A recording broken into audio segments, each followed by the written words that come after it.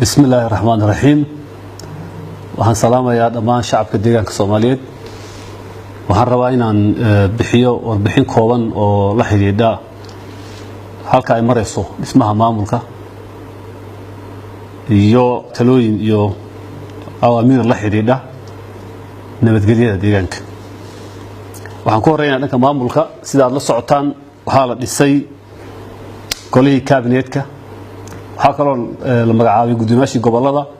waxa hadda socota dhismihii degmooyinka oo aan rajeynayno in la soo gabagabeeyo 4 ilaa 5 cisho gudahood waxaan rajeynaynaa marka la dhameystiro dhismayaasha maamulka in ay bilaaban doonaan si buuxda adeegyadii bulshada oo dhinac walba ah una ku xigi doono dhismihii xisbiga dhinaca nabadgelyada xaaladda deegaanka aad ayay u fiican tahay waxaa muddo kooban gudahood maaragtay aan oran karnaa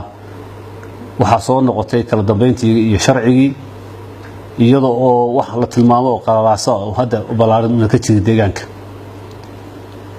waxaan habayaraad ahaatee la dardaarmaynaa shacabku inuu ilaashado ammaankiisa inuu ciidamada caawiyo in hay'adaha nabadgelyada lala shaqeeyo in la iska ilaaliyo waxyaalaha keeni kara qalalaase oo ay ka tahay qabyaalad in la isku abaabulo oo maaragtay la bilaabo dhaqdhaqaaqyo qabyaalad sal ku haya oo aan habboonayn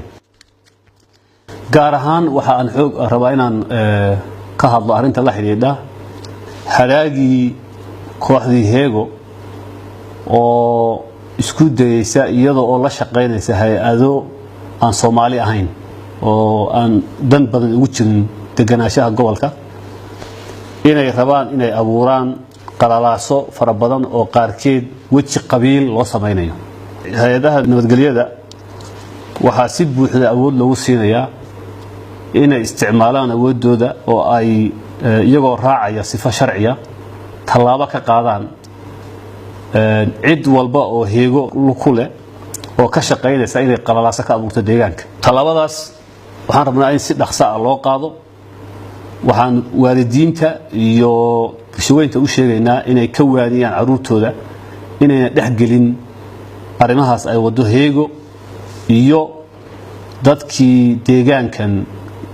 qalalaasiisa mas'uulka ka ahaa oo badankooda aan Soomaali ahayn hadda ka hor arrintaas si adag looga hortegayo inaan u sheegnaa rabnaa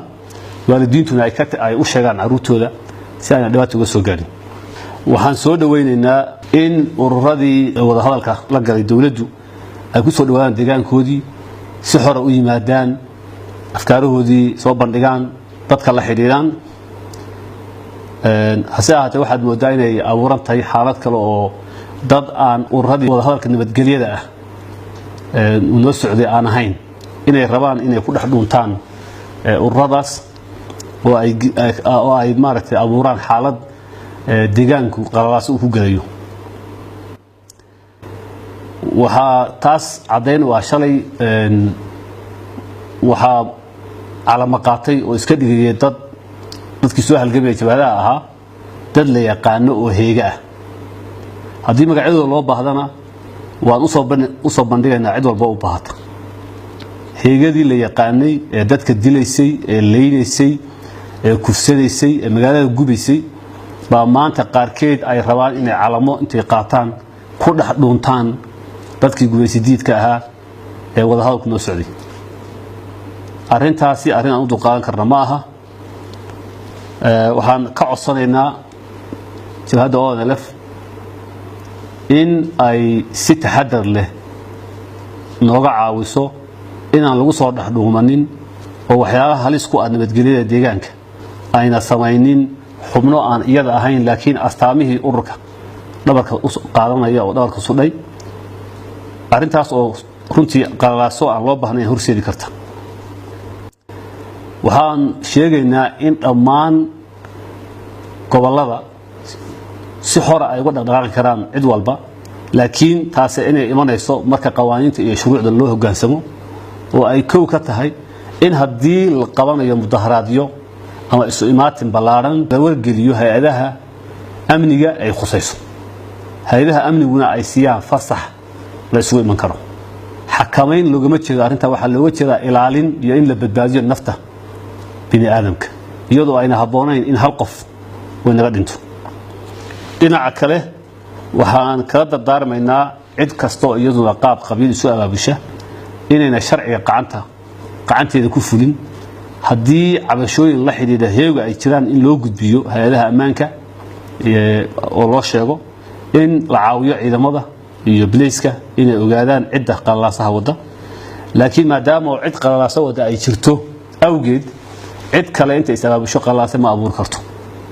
arintaas cidda ku dhaqadan waxaan u sheegaynaa in talaabo laga qaadi doono guud ahaan ciidamada ammaanka iyo hay'adaha nabadgelyada dhamaantood waxaan siinaynaa amar adag oo ah in qacan adag ay ku qabtaan cid walba oo isku dayaysa inay nabadgelyada deegaanka gaar ahaan magaalada Jigjiga khatar geliso taana ay dhaqan gelinteeda warbixin rasmi ah ka keenaan waad mahadsantihiin